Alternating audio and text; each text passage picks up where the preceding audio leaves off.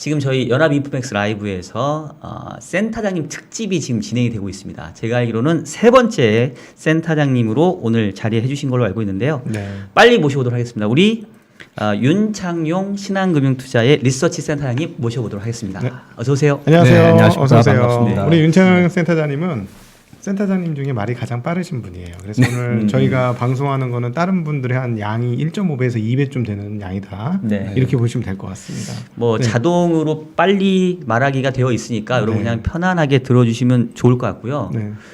두 분 오늘 음. 어떻게 신한 특집이네요. 아, 그러니까요. 네. 네.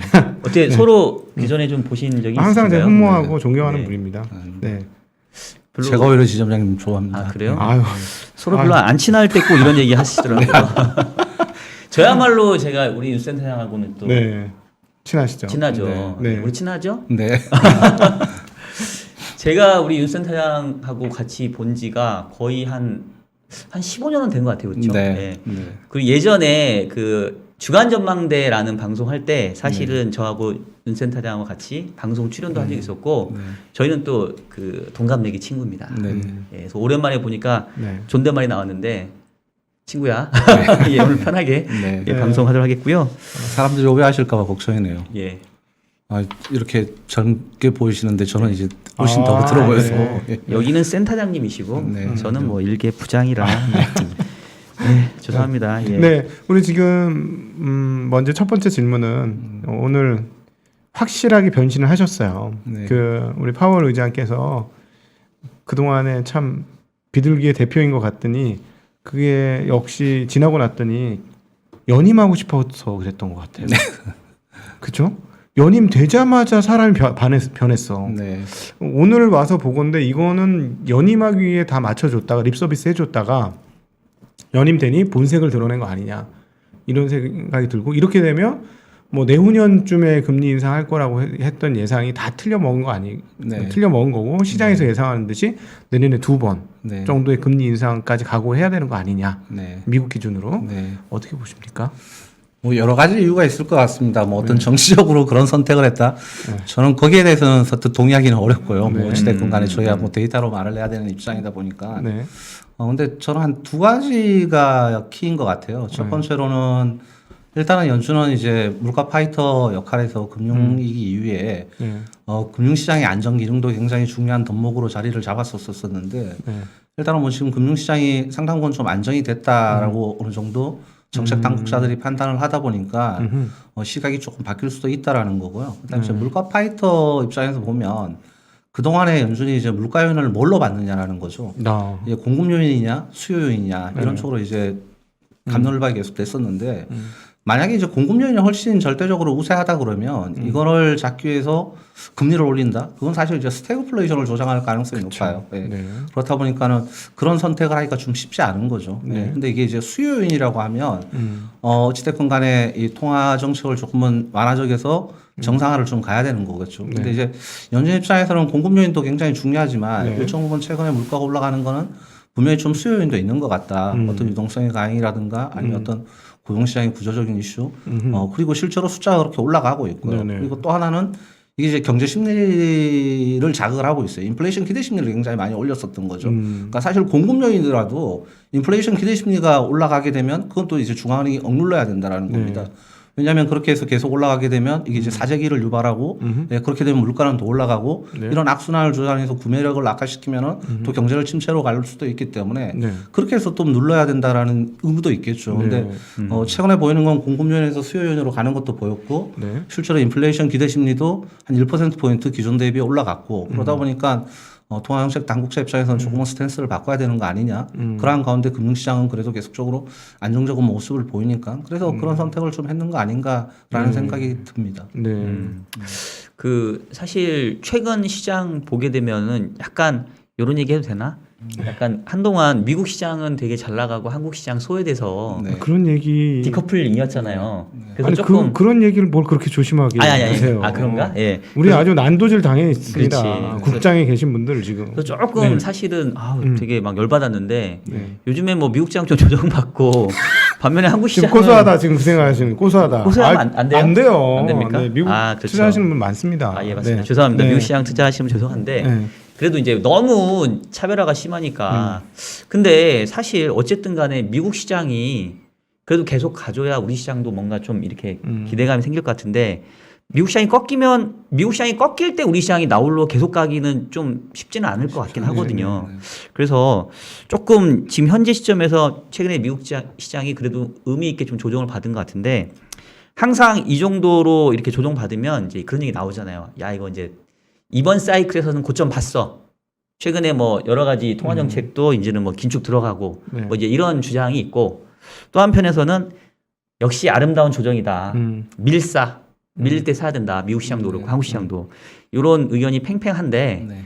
우리 윤 센터장님 하면 사실은 이게 질문 드리면 속 시원히 그냥 답변 네. 주시거든요. 네. 일단 그거에 대해서 속 시원히 답변 한번 해주시고 계속 진행을 하시죠. 어떻게 보십니까 지금? 저 또 잘은 모르겠지만 예. 기본적으로 어떤 자산에 투자를 했었을 때 그 자산이 미래에 창출할 수 있는 어떤 캐시플로우 이걸 이제 우리가 현가로 이제 계산을 하는 거지 않습니까? 네. 그래서 결국 이제 자산이라는 게 캐시플로우와 어떤 현가로 계산할 때 할인율의 함수인데 미국 주식시장 같은 경우에 지금 캐시플로우 결국 이제 이익에 대한 기대가 계속적으로 나오느냐라는 건데 어찌됐건 간에 이익 전망치는 계속적으로 좀 올라가고 있고 물론 그 증가 속도는 좀 둔화되고 있지만은 근데 물론 이것 때문에 이제 할인율이 좀 올라올 수도 있다라는 겁니다. 오미크론 때문에 최근에 좀 떨어지기도 했지만요.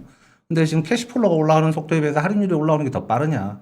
그렇지는 않다라는 거거든요. 네, 결국은 어떤 경제 확장기 아직도 전반부의 모습들이 지금 관찰이 되고 있기 때문에 뭐 벌써 시장이 끝났다 이렇게 얘기하기는 좀 무리가 있지 않을까라고 저는 좀 개인적으로 판단을 하고 있고요.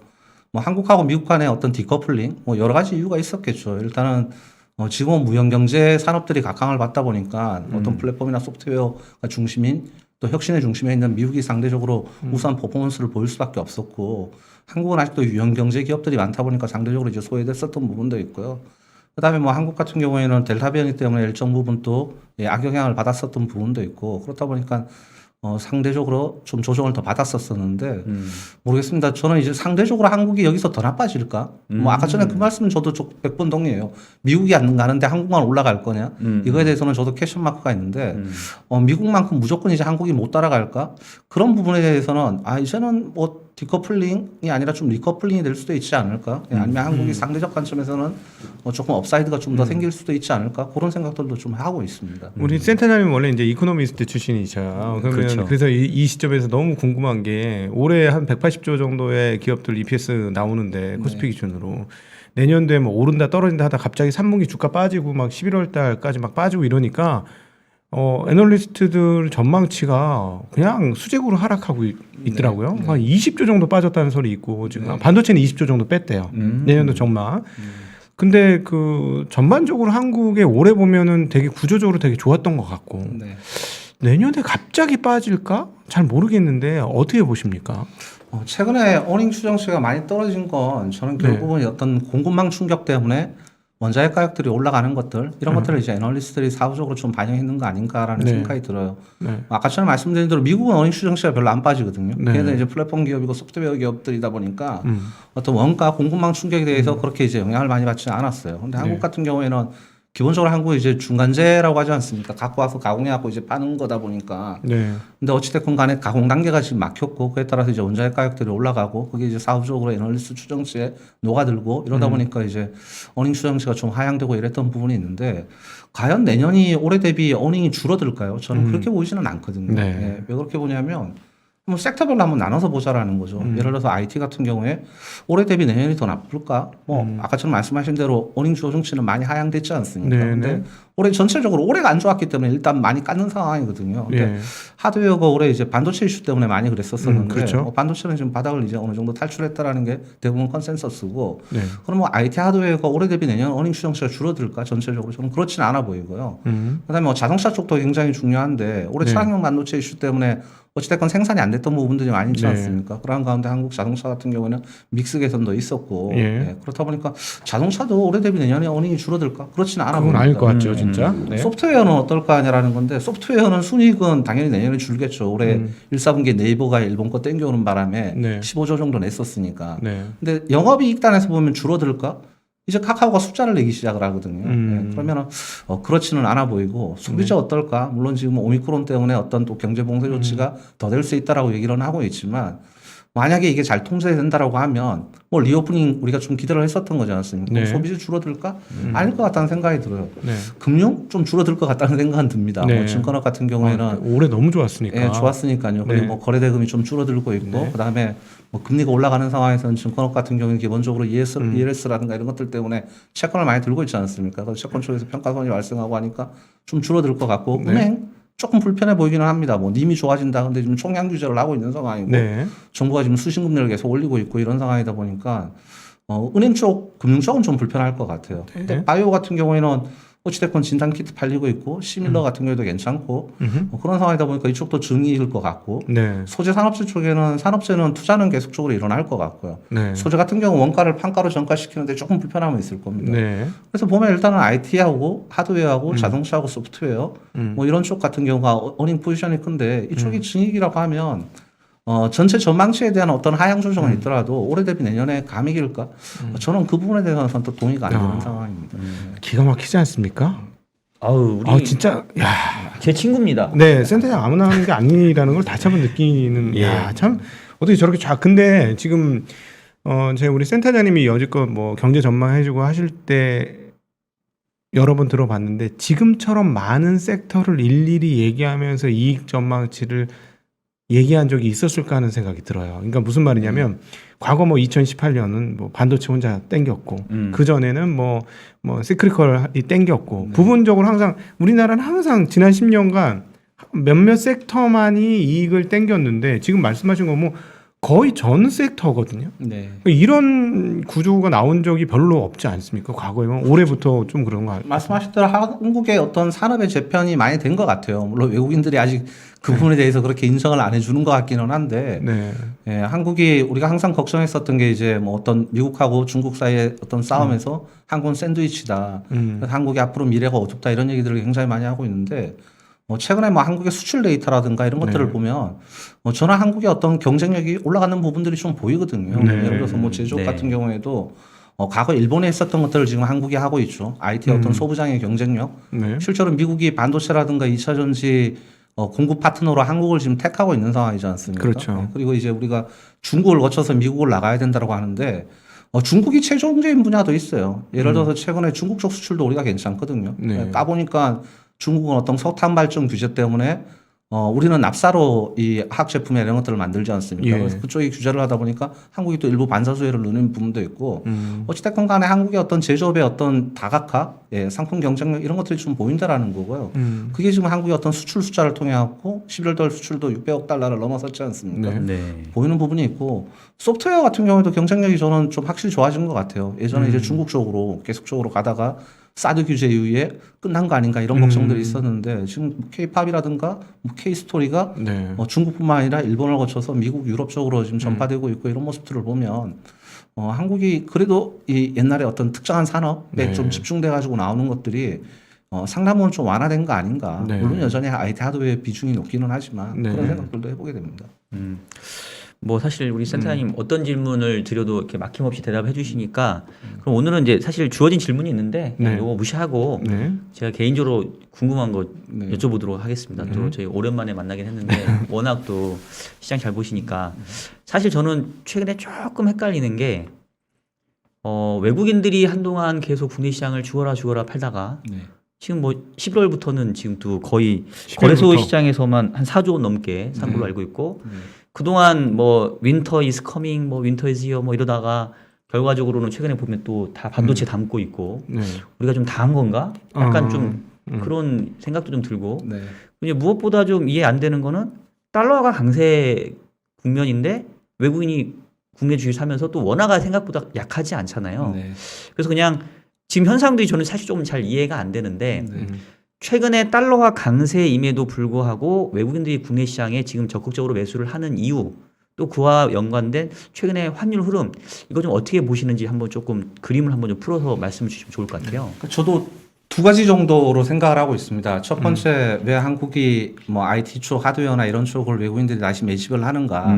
뭐 제가 이제 IT 전문가도 아니니까 잘은 모르겠지만 일단 여기가 먼저 맞은 매죠, 우리가. 뭐 아시다시피 델타 변이 때문에 먼저 맞았었던 매고 더 이상 나빠질 게 있을까라는 지금 어느 정도 시장의 가격은 반영을 한 상황이고 오히려 내년으로 가면 어떤 클라우드라든가 이런 수요들 때문에 그리고 또 동남아나 이런 쪽 같은 경우에 좀 생산이 어느 정도 정상화되고 있고 그리고 이게 뭐 차량용 반도체라든가 이런 부분적으로 또 확장도 되고 있고 그렇다 보니까는 더 나빠질 건 없을 것 같다. 이런 기대감이 일단 있는 것 같고요. 그런 가운데 먼저 조정을 받았다 보니까 가격력도 생겼는 것 같고요. 두 번째는 이제 한율 쪽 말씀을 주셨는데 저는 반대로 한번 질문을 해보고 싶어요. 지금의 강달러가 한국한테 그렇게 불편합니까? 저는 지금의 강달러가 별로 불편해 보이지 않을 것 같거든요. 그렇죠. 사실 수출업체한테는 엄청 좋죠. 왜냐하면 달러가 강세로 갈 때가 크게 두 가지가 있지 않습니까? 우리가 달러 스마일 이론이라고 하죠. 이렇게 입처럼 생겼다라고 해서 달러가 강할 때가 앞이 있고 뒤가 있어요. 그렇죠. 앞일 때는 언제냐면 이제 위기 때이지 않습니까? 너도 나도 달러가 최고야. 라고 할 때 이제 다 달러 자산을 살 때요. 뭐 예를 들어서 금융위기 때 아니면 작년에 이제 코로나가 한참 번질 때는 땅은 다 못 믿겠고 달러만 믿을 때죠. 그때는 이제 달러 가치는 무조건 올라가고 달러에 대한 어떤 조달 코스가 올라가기 때문에 신흥 통화 가치는 다 빠지고 신흥국에서는 자금 이탈이 일어나고 이런 일이 벌어지죠. 네. 근데 그 다음에 이걸 이제 살리기 위해서 누가 나섭니까? 또 이제 연준이 제일 먼저 나서는 거죠. 네. 얘들 통화 이징을 하게 되면 이제 달러가 약세로 가게 되고요. 세상에 달러는 많아질 거야 이렇게 되면서 근데 이게 이제 경제를 부스팅을 하게 되죠. 근데 또 누가 먼저 올라오죠 항상? 미국이 먼저 올라와요. 먼저 그렇죠. 정책을 썼으니까요. 기술통화국이니까요. 그래서 미국 경제가 올라오면 또다시 미국이 통화정책 정상화를 할 거야 해가지고 일부 달러가 강세로 가게 됩니다. 네. 근데 지금 나타나는 건 두 번째 강달러죠. 근데 이 두 번째 강달러는 수요 때문에 이제 경제가 좋아져서 올라오는 강달러인데 이게 과연 신흥국 수출국들한테 제조업 수출국들한테 그렇게 불편하느냐라는 거죠. 네, 저는 그렇게 불편하지 않을 것 같거든요. 네. 최근에 강달러가 특히나 한국 같은 경우에는 이 공급발 충격 때문에 어떤 원자재 가격들이 올라간다라는 것들 걱정이 있었는데 그걸 낮추는 요인으로도 일부 작용을 했지 않습니까? 강달러가요. 네. 물론 달러하고 지금 원자재 가격 간의 어떤 관계가 많이 약화됐다. 지금 원자재 가격은 그냥 수급 이슈에 따라서 움직인다라고 하지만 어찌됐건 달러가 강세로 가면 원자재 가격이 빠집니다. 그건 심플한 논리죠. 왜냐하면 미국은 달러 표시 자산이고 미국은 전 세계 경제에서 25%고 나머지가 75%가 달러 자산을 자국 통화로 더 살아라 그러려면 지 통화가 약세로 가게 되면 수요가 그만큼 주는 거니까 달러가 강세로 가면 당연히 빠지는 거지 않습니까? 네. 그래서 지금 달러가 강세로 가서 원자재 가격 빠지는 게 원자재 신흥국들한테는 안 좋지만 중간재인 한국 신흥국들한테는 원가가 그것 때문에 지금 이익이 빠졌었는데 코스가 세이브되는 효과가 있어요. 그리고 방금 말씀하신 대로 달러가 강세로 가서 원달러 환율은 또 적정한 선에서 놀고 있다라는 겁니다. 1170원, 80원에서 수출업체들한테는 또 이 부분은 땡큐는 거고요. 네. 그래서 저는 지금의 강달러가 과연 제조업 신흥국들한테 그렇게 불편할까라는 생각이 들어요. 예. 그러니까 달러의 강세 후반부에 있다라는 거죠. 아마 내년에는 이게 이제 선진국의 온기가 신흥국으로 가게 되면 선진 자금들이 신흥국을 좀 노크를 할 거고 그러면서 강달러가 계속되지는 않을 것 같거든요. 내년으로 가면 다시 조금 약달러 이런 가운데 뭐 원달러 환율도 1,100원대 중반 이렇게 다시 빠지겠지만 지금의 강달러는 저는 그렇게 불편하지 않을 것 같고 오히려 외국인들이 그런 부분을 좀 프라이싱을 하는 거 아닌가라는 생각을 좀 하고 있습니다. 그리고 과거에 그 보통 우리가 이제 1,200원 넘으면 항상 위기라고 했었는데 이번 1,200원은 조금 과거하고는 좀 다르지 않습니까? 요번은 1,200원도 넘지를 못했어요, 사실은. 살짝 찍고 내려왔죠. 살짝 장중에 이제 찍고 내려오는 정도 했었지. 네. 말씀하신 대로 그때 1,200원하고 지금 1,200원하고는 다르다라는 거죠. 네. 그때 1,200원은 이제 보통 앞선에서 나타났었던, 진짜 어떤 달러의 어떤 스키즈 문제 이런 것들 때문에 나타났었던 거고 지금은 그런 상황이 아니라는 겁니다. 그리고 또 보면 통화가 워낙 약세인 것처럼 보이지만 위안화가 절대적으로 약세이기 때문에 아니요, 위안화가 위안화도 강세죠. 요즘 저기 네. 유로화 죄송해요. 유로화. 유로화가 네, 절대적인 약세라서 나타나는 달러 강세고 그 사이에 위안화는 계속 강세고. 맞아요. 네. 방금 보신 대로 그게 정답입니다. 지금의 강달러는 미국과 유럽 간의 어떤 통화 정책 차별화 때문에 나타나는 거거든요. 그 근거에는 펀더멘탈의 차별화죠. 네. 미국은 경제가 좋고 거기다가 물가도 공급 요인인 줄 알았더니만 수요 요인도 과세를 하고 내년에 물가도 3%를 넘을 것 같고. 근데 유럽은 지금 뭐 확진자도 다시 좀 번지고 있고 일부 경제 봉쇄 조치도 하고 있고 펀더멘탈도 그만큼 안 좋고 물가도 이제 2%고 그리고 미국하고 유럽의 통화 정책 당국자들의 스탠스도 완전 다르죠. 그렇죠. 연준은 이제 아까 전에 말씀하신 대로 테이퍼링도 조금 더 가속화시켜야 될 것 같고 금리도 좀 올려야 될 것 같다 이렇게 지금 시장에서 바라보고 있는데 20일은 과거에 뭐 잘 아시겠지만 2011년에 또 얘네들이 어떤 정책 실기에 대한 경험도 있지 않습니까? 네, 그렇죠. 그 당시에도 똑같아요. 2009년에 금융위기 겪고 나서 10년, 11년 물가라든가 이런 숫자들이 기저효과 때문에 올라오니까 20일은 이 물가 파이였다 보니까는 결국 금리 올릴 거야. 라고 해서 2011년에 제 기억에는 4월하고 7월에 1%에서 25bp씩 올렸었어요. 두 번을. 근데 그때가 언제였냐면 그리스 위기가 PIIGS도 번질 때였었어요. 네. 아차하고 나서 2011년 가을에 다시 낮췄거든요. 네. 그러니까 라가르도 같은 경우에는 그때 경험도 있다라는 겁니다. 그렇다 보니까 지금 유로화 약세, 달러 강세가 전개되고 있는데 신흥통화도 차별화를 보고 있어요.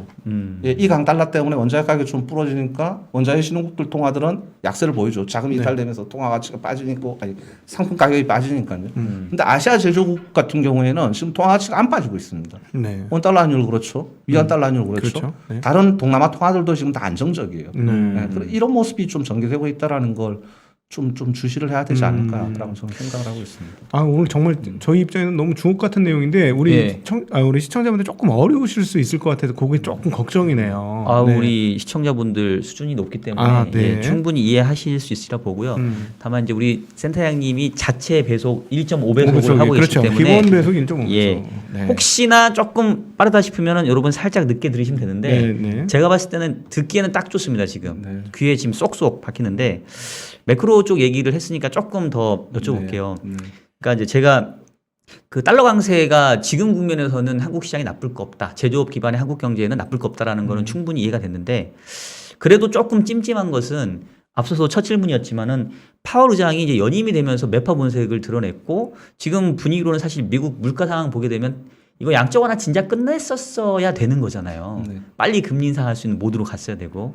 그래서 지금 현재로서는 예상보다 테이퍼링 스케줄 땡겨질 것 같고 금리 인상도 좀 땡겨질 가능성이 큰데 과연 이제 그러한 어떤 통화 정책의 변화 요 부분들이 이 위험자산인 주식시장에는 어느 정도 이렇게 지금 충분히 반영됐다고 보시는지 아니면 조금 정책이 빨라지는 과정에서 한 번은 시장이 조금 놀라거나 충격을 받을 가능성은 없을지. 그러니까 정책이 한쪽으로 쏠렸다가 이쪽으로 돌아오는 과정에서 시장이 뭐 간헐적으로 어떤 기간 조정 이런 것들을 보일 수는 충분히 있겠죠. 그리고 그 기간 조정이 지금 딱 끝났다라고 감히 저도 말씀드리기는 어려울 것 같습니다. 어려울 것 같은데 어찌됐건 간에 정책이 이쪽으로 바뀐다라고 해서 이게 당장 주식시장이 굉장히 불편한 거냐. 아까 전에 말씀드렸다시피 결국 할인율과 캐시플로의 함수인데 지금 어떤 캐시플로에 대한 기대보다도 할인율이 올라오더라도 아직 이걸 잡아먹을 정도는 아니라는 겁니다. 절대 레벨이. 그런 상황에서 좀 바뀌더라고 해서 주식시장이 어떤 가격 조정까지 갈 거냐 저는 그렇게는 안 보고 있고요. 그리고 모르겠습니다. 내년 이맘때쯤 되면 또 시장의 생각이 바뀌어 있을걸요. 지금은 어떤 베이스 이펙트라든가 이런 것들 때문에 한참 높아질 때고 물론 그게 떨어질까라고 했는데 어떤 공방 충격 때문에 또 연장되고는 있지만 내년 가을 되면 분명히 떨어지는 숫자는 우리가 볼 거예요. 네. 인플레이션이 네. 인플레이션이 떨어지는 기저효과가 숫자는 볼 타기 거고요. 시작하겠죠. 네. 예. 볼 건데 그때는 또 어떻게 판단을 할 건가 그런 생각들도 좀 들어요. 근데 분명한 건 뭐 연준은 말씀하신 대로 통화정책의 정상화가 지금 필요한 시점이고 예, 금융시장도 그 정도 안정이 됐고 그다음에 실물경제도 상당 부분 올라왔기 때문에 필요한 시점은 분명히 맞고요. 그리고 여력이 될 때 좀 해놔야지만 나중에 어떤 정책이 여력이 생기는 거지 않습니까? 그렇죠. 그렇기 때문에 해야 되는 시점은 맞는 것 같은데 저는 좀 빨라지는 과정에서 어떤 기간 조정은 있을 수 있겠지만 이게 큰 가격 조정을 유발할 정도의 어떤 레벨이 불편한 거다 그런 상황은 아니다라고 좀 보고 있습니다. 그러니까 그 말씀인즉 미국 증시가 이렇게 많이 올랐고 사상 최고 가치를 계속해서 돌파하고 있음에도 불구하고 네. 주요 기업들의 실적이 네.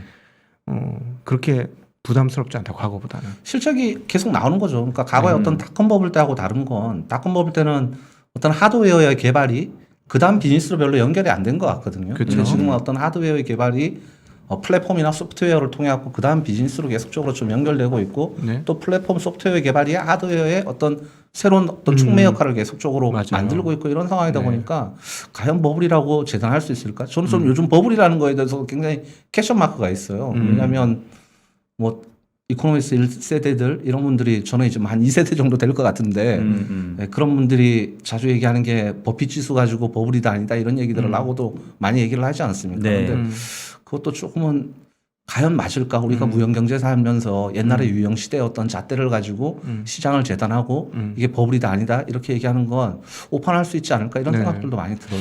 그게 이제 빅테크 관련 기업들에 있어서는 저도 전적으로 동의를 해요. 네.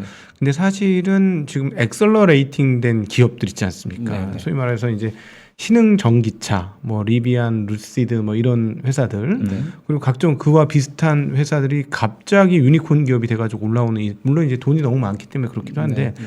이 부분은 좀 그래서 좀 교묘하게도 버블과 버블 아닌 것이 섞여 있는 거 아닌가? 저도 진열 말씀대로 동의를 합니다. 뭐 어느 부분에 대해서는 일정 부분 또 버블이 껴있는 부분도 분명히 있는 것 같고요. 네. 근데 그냥 어떤 잣대로 예를 들어서 뭐 GDP 대비 시가총액이 100% 넘어가면 버핏 지수가 100% 나오면 버블이야. 네, 이렇게 판단하는 건 좀 무리가 있다라는 거죠. 네. 한번 여쭤보고 싶어요. PBR이 지금 테슬라나 아마존이 10배입니다. PR이 10배가 아니라요. 네. 버블이라고 생각을 하십니까? 네. 알 수도 있는 거잖아요. 그렇죠. 사실은. 예. 네. 지나봐야 알죠. 네, 지나봐야 누가 알죠. 뭐- 지나봐야 네. 아는데 네. 근데 자꾸 과거 잣대를 들이대가지고 얘기하는 건 제가 요즘 많이 떠들고 있는 얘기 중에 하나가 우리가 지금 바라보는 어떤 이 캐피탈 마켓을 시가총액으로 많이 얘기를 많이 하고 그다음에 어떤 경제적 부가가치를 GDP 가지고 실물 경제 바로미터를 이걸로 얘기를 하는데 과연 이 실물 경제를 GDP가 다 담고 있느냐, 경제 부가가치를 GDP가 다 담고 있느냐 그런 얘기들 굉장히 많이 하지 않습니까? 그렇죠. 예. 네네네. 실제로 우리가 지금 GDP라는 게 2008년 방식으로 쓰고 있거든요. 2008년이 이 국민개정체계가 93년에서 2008년에 바뀔 때 뭐가 바뀌었었냐면 지식재산물이라는 걸 투자에 넣자. 그다음에 어떤 무기나 예술품 거래를 넣자라는 거였는데 그 후에 13년이 지났는데 새로운 경제적 부가가치들을 창출하는 수단들이 워낙 많아졌어요. 네. 대표적으로 요즘 뭐 NFT나 이런 쪽들도 있고. 그렇죠. 근데 이거 이 실물 경제에 지금 이 경제적 부가가치를 다 담고 있느냐라는 겁니다. 그것도 퀘션 마크가 들고요. 네. 캐피탈 마켓 예를 들어서 미국은 지금 GDP가 23조 달러예요. 네. 근데 캐피탈 마켓은 50조 달러, 60조 달러예요. 200%가 넘죠. 음. 그럼 얘네들은 무조건 버블이야. 이렇게 재단하는 것도 문제가 있다라는 겁니다. 그렇죠. 미국은 자본시장, 직접금융시장이 총하지 않습니까? 네. 요즘 무형 경제 기업들은 기본적으로 간접금융을 통해서 자금 조달할 수가 없어요. 예, 걔네들 담보가치를 인정을 해주지 그렇지. 않으니까. 예. 그럼 여기 가서 이제 다 미국처럼 이런 데서 조달을 해야 되는데 그 시장이 어떤 총화인데 예, 이걸 가지고 무조건 여기가 크다, 마켓캡이 크다라고 해갖고 버블이다 이렇게 얘기할 수는 없는 거거든요. 일례로 독일 같은 경우는 지금 GDP 대비 시가총액이 70%밖에 안 돼요. 얘네들은 GDP 한국의 2배입니다. 시총은 한국의 70%밖에 한국 정도밖에 안 되고요. 그러니까 70%밖에 안 되는데 그럼 얘네들은 항상 버블이 아니냐라는 거죠. 그건 아니거든요. 우리가 영미식 자본주의 그다음에 독일 프랑스 자본주의의 차이를 얘기하지 않습니까? 여기는 직접금융시장, 여기는 간접금융시장, 여기는 IB, 여기는 CB 예, 이런 것들로 좀 같이 고려해서 봐야 되는 거 아닌가 싶습니다. 네. 그 거기와 연관돼서 그러면 한 번 더 질문을 드려보면 네.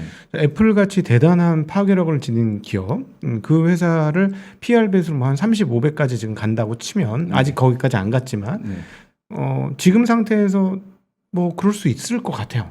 이 확장성과 이 장악력과 지배력과 네. 그다음에 과거 뭐 제록스나 이랬을 때 수준하고 이 로컬하고 글로벌 상황이 또 전혀 다르기 때문에 이제 세계 기업이 된 거니까 그만큼 높은 멀티플을 주는 게 인정된다. 근데 만약에 금리가 올라서 네. 지금보다 금리가 2배 정도 올랐다. 네. 그럼 35배 정도의 배수를 받는다. 네. 그러면 그래 그때도 여전히 우리는 똑같이 이 회사는 그 정도 받는 게 맞아라고 생각할 수 있을까? 생각이 좀 바뀌지 않을까? 말씀하신 대로 할인율이 올라오게 되면 예, 기대치를 낮춰야 되는 거 분명히 맞죠. 예, 네. 낮춰야 되는 거 맞는데 뭐 그런 얘기들 많이 합니다. 이 할인율이 올라오게 되면 성장주를 줄여야 돼, 뭐 가치주를 봐야 돼. 저는 그 부분에 대해서는 별로 동의하진 않아요. 네네. 어차피 주식시장이라는 게 성장의 산물인데 네. 할인율이 올라오면 그만큼 또 성장의 그로서 더 많이 나온 애들이 더 각광을 받는 거지. 네. 예, 할인율이 올라오면 가치주를 봐야 되고 뭐 할인율이 떨어지면 성장률을 봐야 되고 아니, 그거는 선뜻 동의가 되는 부분은 아닌 것 같거든요. 그 네. 국면 단기적으로는 그럴 수는 있어요. 예, 근데 긴 관점에서 봤을 때는 할인율이 올라올 때는 그만큼 그로서 더 많이 나오는 애들이 낫는 거죠. 그러니까 현금 창출 능력, 그렇죠. 예, 그러니까 이익 증가 능력으로 봐야지 성장주 가치주로 보면 안 된다. 네, 예, 그게 맞는 거다. 저도 전적으로 그건 동감이 돼요. 그러니까 예를 들어 빅테크 업체도 그렇게 돈 많이 버는데 단순히 이자율 올라갔다고 해서 할인 일반 우리가 생각하는 일반 그 PDR 같이 이렇게 그치, 이익 그치. 못 뽑아내는 성장주하고는 급이 다른 그렇죠. 거잖아요. 그거는 네. 그렇죠. 뭐 사실은 근데 오늘 너무 이제 정말 수준 높고 좋은 강의를 하고 계시는데 네. 생각보다 많이 안 보고 계셔서 조금 내가 서운하네. 여러분들 빨리 친구분들 빨리 초대하셔서 이 좋은 내용 같이 좀 들었으면 좋겠고요. 진짜예요. 이 내용이 얼마나 좋은지 저 지금 되게 감격스럽거든요. 이런 내용들을 이렇게 할 수 있다라는 게 너무너무 네, 감사하고 지금 좋은 저희 내용이에요. 같은 편이라서 자꾸 그렇게 아니, 감싸지 않으셔도 됩니다. 아니 진짜 내용이 좋아요. 이제 예. 공격합니다. 네.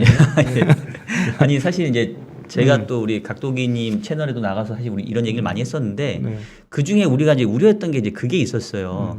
그러니까 말씀하셨던 것처럼 이제 주가라고 하는 게 그 기업의 캐시플로우를 할인하는 할인율의 이 두 가지의 변수라고 보면 지금은 기업의 이익이 늘어나는 속도보다 여전히 금리가 올라가는 속도가 현재 더디기 때문에 아직 주가의 상세가 끝이 나지 않았다라는 말씀을 지금 계속 해주고 네, 계시거든요. 네. 저도 100% 동감하고 지금 금리 올린 것도 아니고 테이퍼링이라는 건 말 그대로 돈을 덜 푸는 거지 여전히 풀리고 있으니까 제가 봤을 때는 유동성 장세 아직도 끝나려면 멀은 것 같긴 한데 근데 이제 조금 약간 우려되는 건 뭐냐면 그 파월의 어떤 인플레이션에 대한 스탠스 자체가 네. 기존에는 이제 일시적이었다고 했다가 지금 말을 바꿨잖아요. 네. 네. 근데 예전에 저희 그런 얘기했던 거 각도님 기억나세요? 맞아요. 이게 만약에 잘못된 판단이었다고 한다면 판단을 뒤집어섰을 때 밀린 숙제를 빨리 해야 될 리스크가 있다. 네. 그렇지. 그러니까 아까 제가 이제 했던 질문이 사실 또 반복이긴 한데 더 빨리 갈 수 있다. 테이퍼링을 빨리 한다, 금리 인상이 빨라진다는 얘기는 원래는 인플레이션 웬만하면 이제 일시적이라고 얘기했으니까 네. 올해 연말 내년도 초 넘어가면 안정될 거라고 봤는데 지금 당장 얘기하는 것만 하더라도 내년 말까지 지금 계속 높은 인플레 얘기하잖아요. 그럼 어떻게 보면 내년도 말에 생각했던 통화 정책의 목표 수준이 지금 땡겨서 내년 초에 올 수도 있는 거잖아요. 그렇죠. 그럼 그랬었을 때 여전히 유동성 장세, 여전히 유동성 풍부하지만 그런 상황에서 시장이 한 번씩 좀 놀라거나 약간 긴장감을 가질 수 있는 제가 봤을 때 약간 지금 초입 국면인데 그게 완전히 지금 반영됐냐. 그 부분에 대해서 우리 프라이싱이 지금 끝났냐. 네. 사실 저는 이제 그거에 대한 고민이 있거든요. 혹시 생각보다 얼마나 빨라질 수 있을지 우리 센터장님 생각하고 그 부분에 대한 부분들이 시장에는 얼마만큼 반영됐는지 그 부분 말씀 주시면 좋을 것 같습니다. 말씀하신 대로 일단 두 번째 거 먼저 말씀을 드리면 제 의견을 말씀을 드리면 저는 유동성 자산은 일단 어느 정도 끝난 것 같아요. 아, 그러니까 유동성 저는 지금 자산은? 실적 정세라고 생각을 하고 있거든요. 그러니까 속된 말로 우리가 주식시장을 뭐 사계절에 비유를 하지 않습니까? 유동성 장세, 그다음에 실적 장세, 그다음에 역금융 장세, 역실적 장세, 봄, 여름, 가을, 겨울 얘기하는데 저는 지금 여름에 있는 것 같아요. 지금부터는 이제 성장률 가고, 그러니까 캐시플로하고 할인율 간의 시속 게임에 분명히 있는 것 같다. 근데 아직은 이쪽이 이쪽보다 높은 것 같으니까는 그래도 위험 자산의 안전 자산보다 저는 지금 아직 우위 국면에 있다라고 생각을 하고 있고. 그 국면 내에서도 왔다 갔다 거릴 겁니다. 우리가 호라이즌이 지금 너무 짧아져 있는 것 같아요. 너무 빨리 시장이 올라오고 이러다 보니까. 근데 요 국면은 한 계절이 도는 데는 실제로 1년이 걸리는 게 아니라요. 사계절처럼 1년이 걸리는 게 아니라 보통 한 3년, 4년이 걸립니다. 예, 길게 봤었을 땐 또 매크로 사이클하고 중기 사이클하고 맞물리면 또 9년, 10년도 걸릴 수 있는 거고요. 그래서 호흡이 좀 빨라진 것 같은데 저는 여전히 좀 여론 국면에 있는 것 같다. 그래서 요런 들쭉날쭉은 여전히 있을 것 같다라고 좀 보고 있고 두 번째 말씀하시는 거 더 빨라질 수 있지 않을까. 저도 그런 생각도 듭니다. 그러니까 결국 테이퍼링 속도는 좀 더 빨라질 수 있는 것 같은데 제가 아까 전에도 한번 말씀을 드렸지만 내년 중반 돼가지고 이게 오미크론 때문에 지금 저도 좀 판단이 오미크론 때문에 좀 의리는 한데 당초에 저는 내년 상반기 되면 상당분의 궁금한 충격들은 어떤 구조적인 요인 말고 순환적 요인들은 상당분을 해소될 거라고 봤거든요. 그러면 내년 중반 정도에 물가가 떨어졌었을 때는 과연 또 사람들이 어떤 생각을 가질까. 네. 라는 반문도 좀 하고 싶었었거든요. 지금 한창 높아질 때는 다 그쪽으로 쏠리는데 막상 내년 중반에 어떤 공급망 충격이라고 했던 어떤 요인들이 상당 부분 좀 완화되고 나서 실제로 떨어지는 거 봤었을 때는 또 그 다음에 또 늦어질 수도 있는 거고 어찌됐건 이번 공중보험 충격을 넘어가는 과정에서 부채는 또 이만큼 쌓였기 때문에 디레버리징을 위해서도 약간은 완화적인 또 통화정책 스탠스가 필요한 부분도 있는 거지 않습니까? 그래서 지금 너무 한쪽 방향으로 극단적으로 쏠릴 필요는 없다. 근데 아까 전에 박 박사님 말씀 주신 대로 또 한쪽으로 이쪽으로 너무 가는 것도 또 문제는 있다라는 생각은 들어요. 근데 저는 지금은 다시 한번 말씀드리지만 요 시속 게임에 있는 상황이고 아직은 이거보다는 이쪽이 좀 높은 국면인 건 여전히 맞는 것 같다라고 보고 있고요. 만약에 뭐 오미크론이나 이런 것들이 또 공급망 충격을 더 가져와서 그게 이제 인플레 기대 심리를 더 자극을 해가지고 예, 이게 공급망 요인임에도 불구하고 꼭 잡아야 되겠다라고 하면 뭐 통화정책 당국자들이 더 빨리 갈 수밖에 없는 상황이겠죠. 아, 우리 시청자 여러분, 이게 지금 굉장히 귀한 시간인데요. 참고로 말씀드리면 우리 윤창영 센터장님 이렇게 유튜브 잘 안 나오시는 분이세요. 예, 정말 오랜만에 나오신 거예요. 자, 그래서 많은 분들이 이걸 좀 들어야 되니까 좋아요 좀 눌러주세요. 좋아요, 예, 좋아요 좀 꼭 좀 눌러주세요. 좋아요는 구독 안 하신 분들 제가 빨리 말씀드릴 테니까 네. 좋은 질문 좀 해주세요, 빨리. 아니, 난 너무 좋아가지고 계속 네, 좋아요 좀 눌러주시고 좀 많은 분들이 좀 들을 수 있으면 네. 좋을 것 같습니다. 자, 이게 섹터 질문은 드리기는 조금 그렇긴 한데 그거부터 한번 더 얘기하죠. 아까 버블 얘기를 잠깐 했으니까 약간 테마성으로 지금 돌고 있는 뭐 메타버스, NFT 이런 것들이 현실화 되겠죠. 네. 그 옛날 닷컴 버블 때보다 훨씬 빠르게 네. 지금 닷컴 버블 때 우리가 꿈꿨던 것이 한 2010년 내외부터 네. 본격적으로 현실화된 거잖아요. 네. 한 그 리먼 사태 이후로. 네. 근데 이게 빨라질 것 같긴 한데 닷컴 버블 때하고 분위기가 좀 비슷하지 않습니까? NFT라든가 메타버스 이런 것들은. 일부는 뭐 실체가 없이 가는 부분도 있는 것 같고요. 네. 어떤 것들은 또 이 기존의 어떤 플랫폼을 네. 새로운 플랫폼이 지금 대체를 하고 이 시장이 원래 있는 거지 않습니까? 근데 이 시장에다가 확장성을 가지고 있는 것도 있고 이 시장의 플레이어들이 이 시장으로 바뀌는 것 같거든요. 그러면 뭐 사실 메타버스라는 게 상당 부분 있었던 플랫폼을 새로운 플랫폼으로 지금 바꿔가는 거고, 네. 그러니까 뭐 저희가 어떤 세미나 하던 것들을 오프라인에서 하던 걸 온라인으로 가져가는 거와 마찬가지인 것처럼 시장을 대체시키는 효과다 보니까 이쪽 기업들이 이 시장을 어느 정도 잠적할 수 있다 그러면 그걸 프라이싱 해주는 건 맞겠죠. 근데 이게 가면서 이제 이쪽이 죽어야 될 것들이 분명히 생길 수는 있을 것 같고요. 네. 저는 무조건 그냥 다 버블인 것 같지는 않아 보여요. 왜냐하면 이쪽 역시나 지금 이 메타버스를 통해 가지고 실제로 새로운 비즈니스들이 연결되고 있으니까요. 대표적으로 이제 게임부터 엔터부터 시작을 해가지고 이런 것들이 뭐 의료, 교육 다양한 분야로 좀 연출이 될 수 있으니까 확장이 될 수 있을 것 같으니까 무조건 버블이다 이렇게 얘기하기는 좀 어려울 것 같습니다. 물론 이거 가지고 뭐 NFT로 가가지고 게임주들이 엄청 올라가고 예. 목표 이상 올라가고 이런 거는 좀 문제가 있어 보이기는 하지만 네. 다 그냥 싸잡아 버블 네, 이렇게 얘기하기는 좀 무리가 있어 보입니다. 네. 예, 오늘 지금 좋은 말씀 해주시고 계시는데, 사실 이제 저희가 센터장님 특집으로 지금 모시고 있고, 우리 윤창용 센터장님 지금 3번째 나오신 걸로 알고 있는데, 또 이제 12월이니까 아무래도 12월 하면은 또 연말보다는 내년도 시장에 대한 관심이 이제 높을 때고 또 어떻게 보면은 내년도를 위한 이제 서서히 포트폴리오를 지금 이제 구축하는 단계잖아요. 네. 연간 전망 나온 걸로 알고 있는데, 네. 너무 일찍 나와서 조금 변경이 필요할 것 같긴 한데 네. 그냥 뭐 그런 거 제외하고 네. 일단은 현재 수준 현재에 주어진 정보 안에서 봤었을 때 일단 내년도 시장 그러면 크게 혹시 어떻게 보고 계신지 한번 말씀 주시면 또 관련된 질문을 좀 이어갈 수 있을 것 같아요. 네, 저희 뭐 내년 그렇게 바라보고 있습니다. 일단은 아까 전에 말씀드린 대로 전체적으로 일단 빈 사이클은 경제 확장기에 여전히 전반부에 있다. 네, 긴 사이클이나 중기 사이클이나 짧은 사이클이나 여전히 확장기 전반부에 있다라고 저희는 좀 판단을 하고 있고요.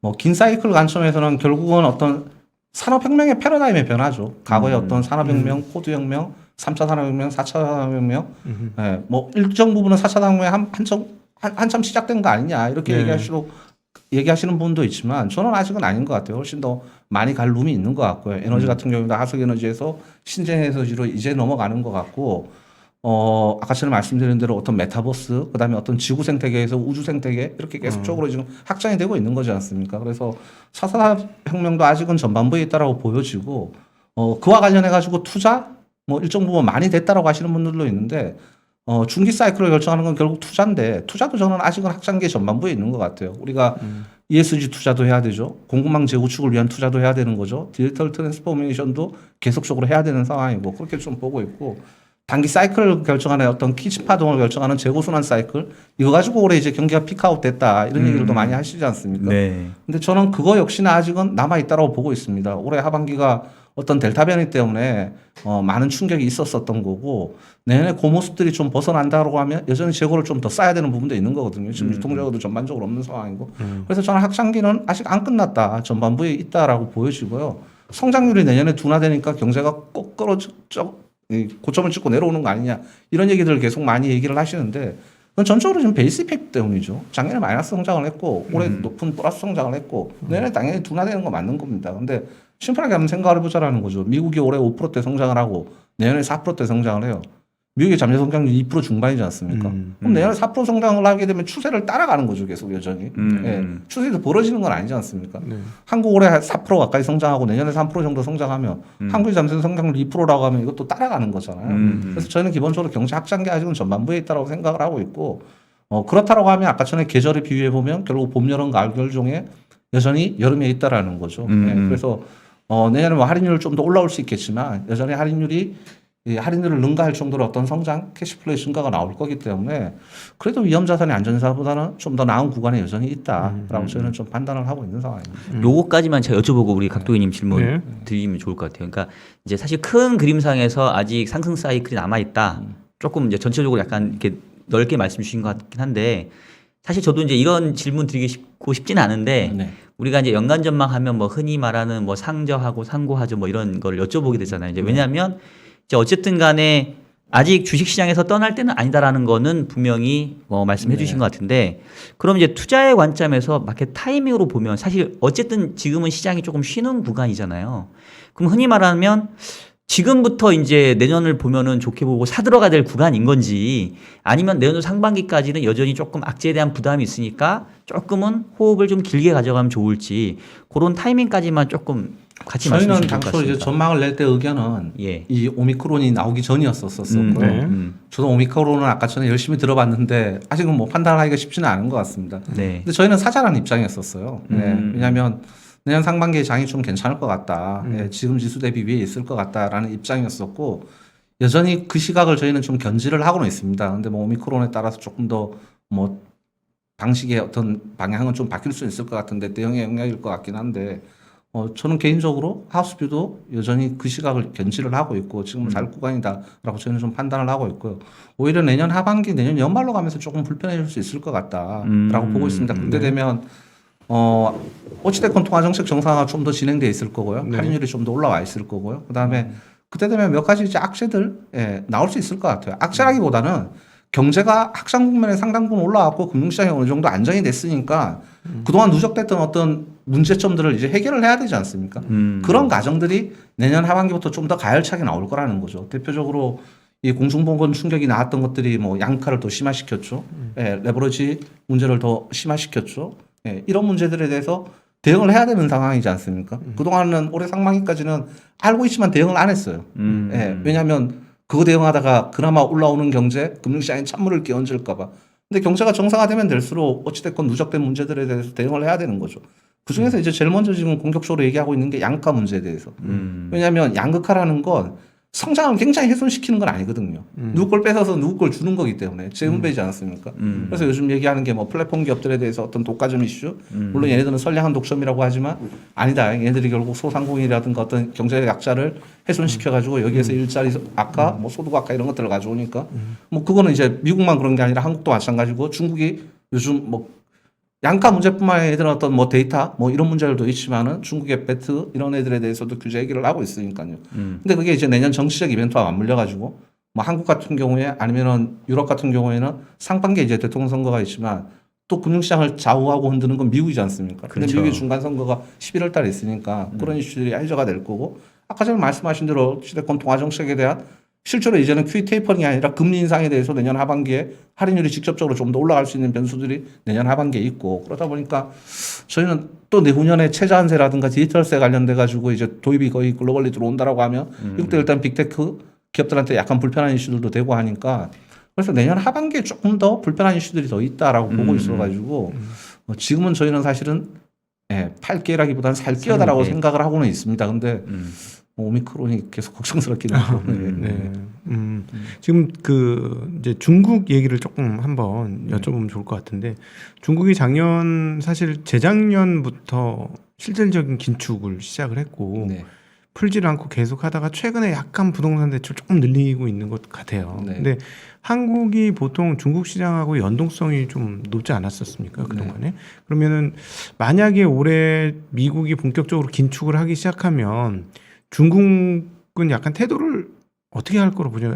일본은 태도를 바꿔서 미국이 긴축을 하면 중국은 좀 풀 것이다. 그러면 한국 시장 좋지 않겠느냐 하는 예상을 해보는 사람들도 있는데 어떻게 보시나요? 저는 중국은 아직은 금융시장이 완전 개방화가 안 돼 있는 상황이기 때문에 그들의 정책 방향대로 갈 거라고 생각을 합니다. 네. 그러니까 중국이 오히려 미국보다 작년 하반기에 말씀하신 대로 더 빨리 좋았고요. 네. 그때는 어찌됐건 어떤 가행 유동성에 따른 부작용들이 부동산이나 이런 쪽에서 먼저 목도가 됐기 때문에 더 먼저 약간의 긴축 의지, 뭐 긴축이라기 보기는 어렵지만은 통화 정책을 조금 더 타이팅하게 운영을 했었었고, 뭐 최근에 중국 경제가 또 슬로우다운이 많이 되다 보니까 어떤 환경 규제 반사 여파로 또 부정적인 측면들도 목도되니까 약간 또 이징으로 가고, 그러니까 중국은 그들의 정책 센스의 방향에 따라서 가지 않을까 싶어요. 이게 꼭 뭐 글로벌리 동조화돼 가지고 중국의 정책이 간다. 아직은 얘네들의 금융시장이 그렇게 개방화가 안 되는 상황이기 때문에 자기네들 스탠스로 갈 거고 뭐 중국도 저희가 아까 전에 말씀드린 대로 하반기에 좀 이슈가 될 수 있는 게 이미 뭐 중국이 공부론으로 전환을 했지만 내년 하반기에 중국에 이제 시진핑이 3년임을 확정하는 정치적 이벤트가 있는 거지 않습니까? 그래서 그런 것들도 내년 하반기에 좀 대기를 하고 있어서 저희는 뭐 상반기를 조금 더 하반기보다는 긍정적으로 바라보고는 있습니다. 예, 오늘 뭐 사실 질문들이 이렇게 뭘 드려도 이렇게 팍팍팍 답이 나와서 너무 시원한데 유가에 대해서도 한번 좀 여쭤보고 싶어요. 최근에 사실은 유가가 제가 봤을 때 좀 키를 쥐고 있었거든요. 왜냐하면 이 인플레이션의 가장 어떤 뭐 원인을 제공하고 있는 결과론적으로 봤었을 때 네. 85불까지 신나게 가다가 지금 오미크론 이후에 갑자기 60몇 불대 떨어지니까 85불은 왜 간 거며 60불까지 또 왜 떨어지면 사실 좀 이해는 안 되는데 네. 그 유가로 봤었을 때 유가의 흐름이 상승세를 유지하는 국면하고 지금처럼 좀 하락하는 국면 네. 양쪽으로 봤었을 때 어떤 게 오히려 이 시장과 이 매크로 관점에서 긍정적이라고 생각하십니까? 근데 유가라는 게 뭐 말씀하신 대로 헤드라인 물가에 직접적으로 이제 영향을 주다 보니까 우리가 관심을 많이 두는데 저는 경제적 의미에서는 예전에 비해서는 유가의 어떤 시장의 영향력, 경제에 주는 영향력은 많이 약화된 것 같아요. 예, 기본적으로 이제 어떤 하색 에너지가 아니라 대체 에너지가 상당 부분 자하는 부분도 있고 사실은 유가 우리가 금융위기 이후에도 100불을 넘었었고요. 금융위기 네. 이전에는 150불도 갔었고요. 그때 대비해서 지금 실물경제 사이드는 거의 2배, 자본시장 훨씬 더 많이 커져 있는데 유가는 여전히 그 수준이라는 겁니다. 그러면 실질 가격 입장에서 우리 경제적 이펙트가 지금 그렇게 크느냐, 70불이나 80불이냐, 저는 그렇게 크지는 않은 것 같거든요. 여전히 헤드라인 물가에 좀 영향을 줘서 그런 것 같지. 그래서 예전에 비해서 실질적으로 와닿는 효과가 그렇게 큰가라는 부분에 대해서는 예전만큼은 아닌데 라는 생각이 좀 들고 어찌됐건 간에 지금 뭐 그쪽 시장들은 유동성 때문에 전반적으로 그런 것 같아요. 기본적으로 뭐 크립토 커런시라든가 아니면 상품이라든가 이런 쪽 같은 경우에는 기본적으로 거기에서 나오는 어떤 캐시플로가 눈에 당장 보이는 게 아니지 않습니까? 네. 그러다 보니까 유동성 때문에 변동성이 더 커질 수밖에 없는 기본적인 시장이고 예, 그런 이유들 때문이지 않을까 싶습니다. 제가 이제 여쭤봤던 사실 이유는 뭐였냐면 이제 흔히 말하는 이제 인플레이션의 기저효과를 보게 되면 어쨌든 유가의 상승률하고 거의 비슷하게 움직이잖아요. 네, 네. 유가가 올해 3월 달까지도 60불이 안 됐었거든요. 네. 그러니까 그 얘기인즉슨 이제 유가 떨어지기 직전에 네. 80불대의 유가가 이제 유지가 되면 내년도 사실 3월 달까지도 이 물가 지표가 쉽게 떨어지기가 헤드라인 물가는 그렇죠. 어려운 상황이었는데 네. 지금 유가가 순식간에 60불대로 떨어지다 보니까 네. 만약에 여기서 빠르게 반등을 못하면 네. 물가가 하락하는 헤드라인 CPI가 하락하는 시기가 좀 빨라질 수도 있겠더라고요. 네, 네. 그럼 뭐 이제 이게 어떻게 보면 또 시장에 뭐 기대가 될 수도 있겠고 또 한편으로는 이제 유가가 떨어지니까 그만큼 수요가 생각보다 안 좋다라는 또 반대로 해석될 수도 있을 것 같아요. 사실 이제 네. 저는 그게 조금 제가 정리가 안 돼서 한번 여쭤봤던 건데 네. 그런 관점에서는 혹시 생각해 보신다면은 근데 뭐 말씀하신 대로 그렇습니다. 뭐 헤드라인 유가가 말씀하신 대로 좀 여기 이 수준대로 계속 유지된다 그러면 빨리 네. 떨어질 수는 있는 거고요. 근데 네. 지금 미국이 걸쳐 걱정하는 게 원자재발 인플레는 아닌 것 같아요. 원자재 어떤 유가에 따라서 왔다 갔다 되는 등줄 강수고 하는 것보다는 어떤 구조적으로 자꾸 인플레 압력들이 목도되니까 어떤 고용 시장이 임금이 올라갈 것 같아요. 그게 왜? 라고 하니까 어떤 여성의 경제 활동 참여율이 계속적으로 낮아지고 있고 베이비 부머 세대들이 돈 벌어서 계속 은퇴를 내. 예, 그러다 보니까 어떤 구인 압력이 구직 대비 훨씬 더 높아. 이런 구조적인 문제들, 그다음에 이 공급망이 전반적으로 파괴가 되면서 그러면서 이제 발생하는 어떤 재하로 계속적으로 전가되는 문제, 그다음에 어떤 뭐 ESG라든가 환경 이슈들 때문에 앞으로 이제 물가가 계속 올라갈 수 있는 이슈, 이런 것들에 대한 걱정이지 유가가 단순한 걱정은 아닌 것 같습니다. 반대로 한번 원유 가격이 요즘 어떤 기름 가격이 그렇게 체감이 되십니까? 아니 뭐 기름도 체감 요즘 그러면 이제 체감을 안 하시는 것 같거든요. 네. 예, 우리가 유가 예전에 10년 전에는 유류비로 지출하는 것도 굉장히 중요했고 포션이 굉장히 많이 커가지고 중요했고 그래서 150불 유가, 뭐 100불 유가 굉장히 이제 와닿는데 그때 대비 나의 소득 수준이 올라갔는데 유류비 지출은 그렇게 많이 늘지 않았어요. 한번 생각을 해보시면은 유가는 그대로라는 거거든요. 그래서 유가가 만드는 분명 헤드라인 어떤 CPI에 주는 영향은 분명히 남아 있기는 하지만 연준도 제가 봤었을 때 그게 다는 아닌 것 같아요. 알겠습니다. 네. 지금 센터장님이시니까 다양한 우리 섹터 애널리스트들 이렇게 다 아우르고 계시잖아요. 지금 섹터 애널리스트들 중에서 아주 강력하게 내년 고를 외치는 섹터가 어디 영역일까요? 애널리스트가 보통 시장을 따라가지 않습니까? 따라가는데 지금 이 뭐 오미크론이나 이런 사태에서 강력하게 내년 바이라고 외치는 쪽은 많지는 않아요. 그런데 저희 뭐 IT 하드웨어에 대해서는 저희 반도체 최도현 부서장이라고 이제 시장에서 좀 명망 있는 친구, 훌륭하죠. 하고 계신데 바이를 외치고 있습니다. 근데 약간 쌍바닥이다라고 얘기는 하더라고요. 지금 올라갔다가 뭐 조금 조정을 볼 수도 있겠지만은 그래도 앞에 지금 바닥보다 뒤에 바닥은 더 높을 거다. 그리고 내년은 갈 것 같다. 내년 상반기, 2, 4분기, 3, 4분기는 좀 갈 것 같다라고 계속 얘기를 하고 있는 상황입니다. 근데 사실 최도현 연구위원님은 계속 간다고 얘기했었던 분이거든요. 예, 올해 간다 그랬다가 좀 큰 코를 많이 다쳤죠. 그렇죠. 예, 예. 근데도 불구하고 내년에는 더 확실하다. 예, 내년은 올해는 이제 네. 뭐 사실 그런 얘기도 하더라고요. 올 가을에 저한테 그런 얘기도 하더라고요. 봄으로 돌아갔으면 좋겠다. 올해 봄으로? 예, 아. 그래고 제가 그랬죠. 봄으로 돌아가면 갑자기 최동장을 여기서 얘기하니까 좀 문제가 있을 것 같은데 봄으로 돌아간다고 해서 의견이 달라졌겠어? 왜냐면 우리가 뭐 델타 변이를 맞췄겠어? 예, 그거 없다라고 생각하고 얘기했었던 거 아닌가. 근데 갔다라고 달라졌겠어? 라고 이제 반문을 해봤었거든요. 그러니까 네. 하긴 또 그렇긴 그렇죠. 근데 내년에 대해서는 또 어느 정도 또 자신감을 가지더라고요. 네.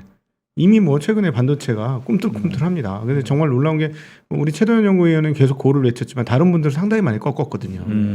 이 하향하고 많이 꺾었어요. 근데 딱 그 지점부터 지금 반등이에요. 네. 그러니까 이게 참 저도 최근에 반도체 쪽 의외로 지금 저점 대비 이게 몇십 프로가 오른 거예요 지금. 하이닉스 같은 하이닉스는 경우는 지금 많이 9만 올랐죠. 원이 10만 원 되고 이랬으니까. 30% 올랐습니다. 네. 예, 하여튼 그래서 그 반도체 쪽 제가 봤을 때는 한번 그분 다음번에 네. 좀 모셔가지고 네. 깊이 있게 한번 들어봤으면 좋겠고요.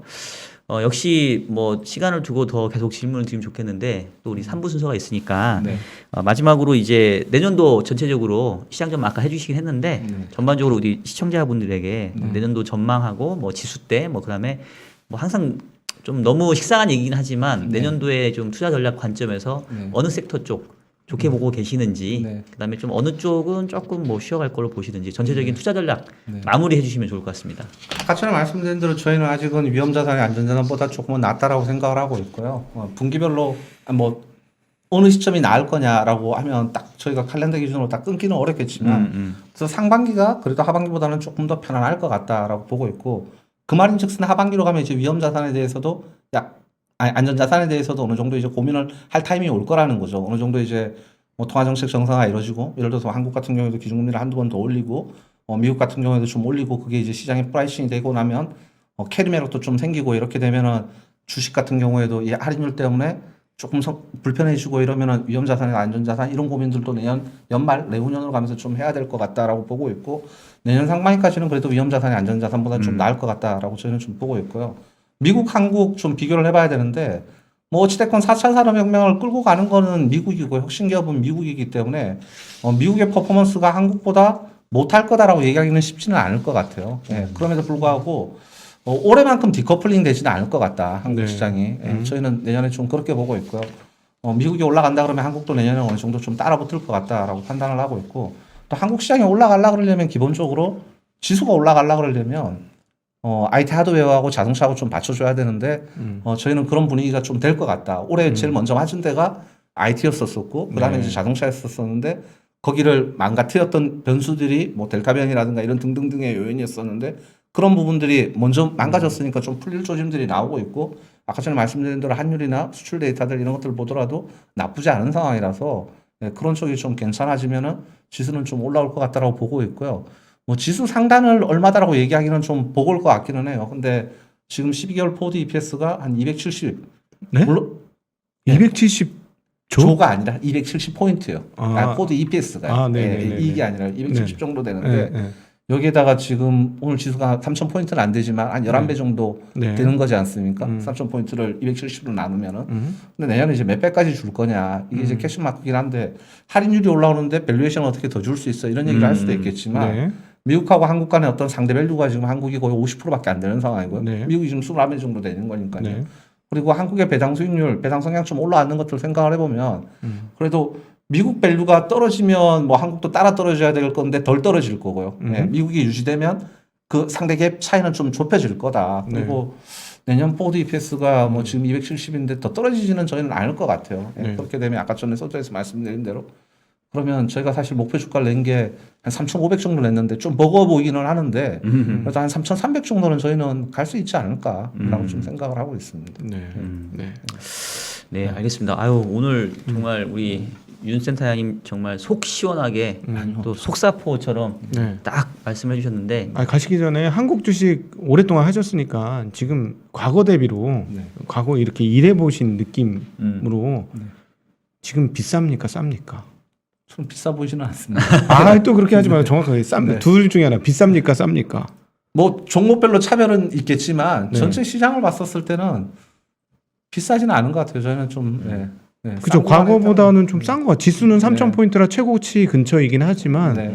비싸다는 느낌을 잘 못 받겠어요. 네. 지금 한국 증시가. 네, 맞습니다. 네.